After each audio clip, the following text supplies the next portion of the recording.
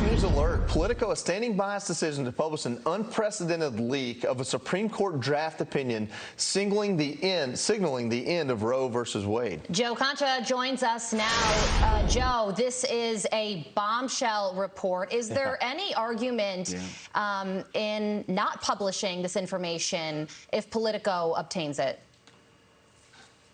Oh, no, Politico had every right to publish this. If a source within the Supreme Court were to give this to them, they really have no choice but to do that. It would have been journalistic malfeasance if they didn't. And drafts like this are leaked, guys, for one of two reasons. The first, obviously, as DEFCON 1 to liberals, that abortion law could be returned to the states and to start mobilizing now. And it's virtually guaranteed you're going to see massive protests in cities across the country, probably as early as this weekend, if you're reading things online and the buzz that's happening there. And now this story, from a media perspective, this debate will dominate the news cycle for many days and weeks to come. I mean, wait till you start to see the headlines and the op-eds, particularly because this broke around 9 p.m. Eastern last night, so probably more like Wednesday. You're going to see hyperbole like you would not believe. And SCOTUS blog, which it's an independent news source for the Supreme Court, usually fairly vanilla as far as what's going on the high court. Here's what it said about this leak. It is really speaks volumes. Quote, "It's impossible to overstate the earthquake this will cause inside the court in terms of the destruction of trust among the justices and staff. This leak is the gravest, most unforgivable sin." Unquote. So, I mean, just imagine this. The Supreme Court, you guys know this, always was held in the highest regard from a public approval perspective when compared to other government entities and entities in general. And now this shatters that whole illusion that even that's a place where drafts like this can continue to go forward until they're presented officially. We have leakers everywhere, apparently, and this leaker did this obviously intentionally to mobilize liberals and to maybe perhaps intimidate these judges into changing their positions already after the public backlash, at least from the pro-life crowd, or pro-choice crowd, excuse me, begins to mobilize, guys. Joe, we have reaction from some prominent Republicans and commentators. We have Mark Levin tweeting, quote, "The leak continues the Marxist war on the Constitution and the civil society."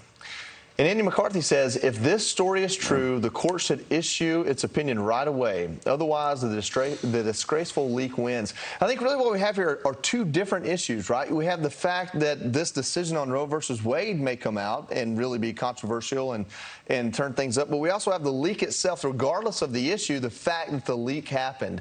And I think people are reacting to both.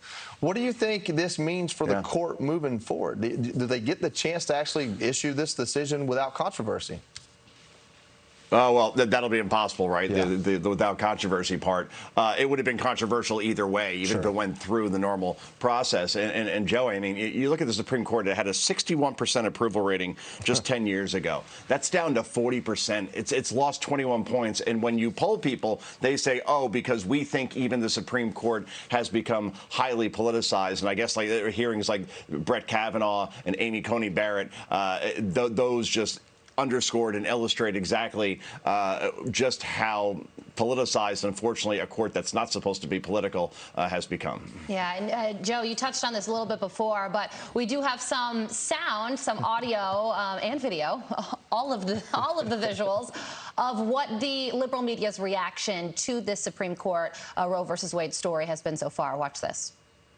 In the event that we had a Republican president in 2024, that's where we'd be. We'd be at a, South America-style nationwide abortion ban in America. What other cases have been decided based on these precedents that could now be in jeopardy? Same-sex marriage is certainly. Is any of that grounded in reality? And also, the FBI, there's a report that the FBI is going to get involved in investigating who this leaker was. When we find out who she or they were, you can imagine that the reaction is going to be very divided on the decision to leak this report. They will be hailed a hero by a lot of media outlets.